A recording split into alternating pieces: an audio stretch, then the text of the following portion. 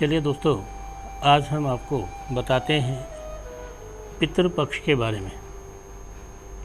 दोस्तों, पितृदोष और आजकल जो आप देख रहे हैं कि आपके जीवन में इन चीज़ों का क्या लाभ है, आप कैसे जानेंगे कि आपको पितृपक्ष का लाभ है या नुकसान है। आपके जीवन में पितरों का क्या करें आप। बहुत सी समस्या है। बहुत लोग कहते हैं हमारे घर में पितृदोष है, बहुत से कहते हैं नहीं है, और बहुत से कहते हैं बड़े परेशान हैं। लेकिन क्या आप जानते हैं श्राद्धों में आपको क्या करना चाहिए। श्राद्धों में कैसे जानें कि आपके घर में सब कुछ ठीक है, या कैसे जानें कि आपके घर में आपको श्राद्धों से क्या क्या लाभ हो रहा है। आज दोस्तों हम इसे बहुमूल्य टॉपिक पर चर्चा कर रहे हैं, आपको बता रहे हैं आपके घर में अनुभवी तौर पर आपके श्राद्धों का क्या तौर तरीका है, क्या खाना चाहिए, क्या नहीं खाना चाहिए, और जीवन में गाड़ी क्यों नहीं लेनी चाहिए। श्राद्धों में गाड़ी लेने से, मकान लेने से, नया कपड़ा लेने से क्या हो जाता है। सबसे पहले तो एक बात जान लो, अगर हम अपने घर में कोई भी ऐसी चीज़ लेते हैं जो शोभा या खुशी से संबंधित है, तो वो हमारे यहाँ श्राद्धों में अशुभ माना जाता है, क्योंकि ये शोक का समय है, और शोक के बीच में अगर आप शेव कराते हैं तो वो भी शुभ नहीं माना जाता है। इसमें भी शेव रखना, दाढ़ी रखना आपके लिए शुभ होता है। आप जितना दुख से, दिल से उन्हें याद करोगे वो आपके काम आएंगे। और याद रखें, आप नया वाहन लेते हैं और आपके घर में पितृ छाया है या पितृदोष है, तो आप समझ लो कि श्राद्ध के समय में आपके लिए वो वाहन शुभ नहीं रहेगा। आप कैसे जानें कि आपके जो पितृपक्ष है वो शुभ है या अशुभ है।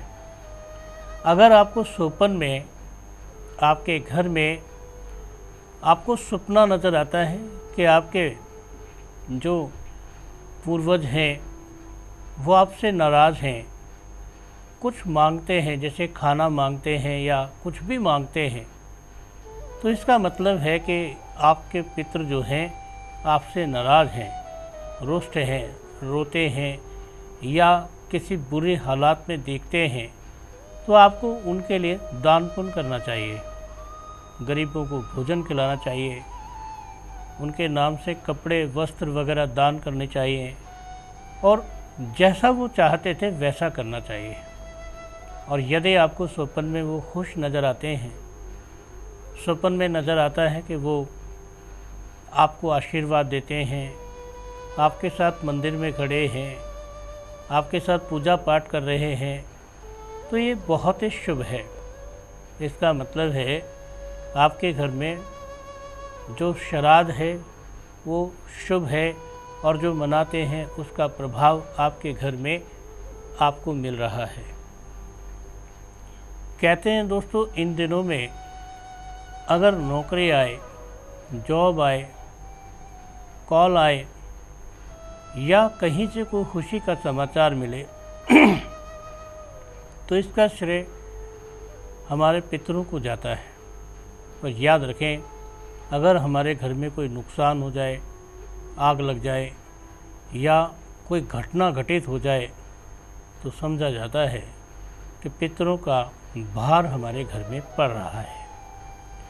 कहते हैं दोस्तों, जब पितरों का भार पड़ता है, पशुधन में नुकसान होता है, घर में चोरी का भय होता है, किसी वाहन का खो जाना, चोरी हो जाना, घर के अंदर आग का लग जाना, किसी दुर्घटना का हो जाना, अचानक किसी बड़ी बीमारी का पता लग जाना, ये सब पितरों के नाराज़ होने का कारण है। और किसी समस्या का समाधान हो जाना, घर में खुशियों का आ जाना, घर के अंदर किसी नई चीज़ का या किसी नवजात का जन्म लेना आपके घर में खुशियों का कारण हो सकता है।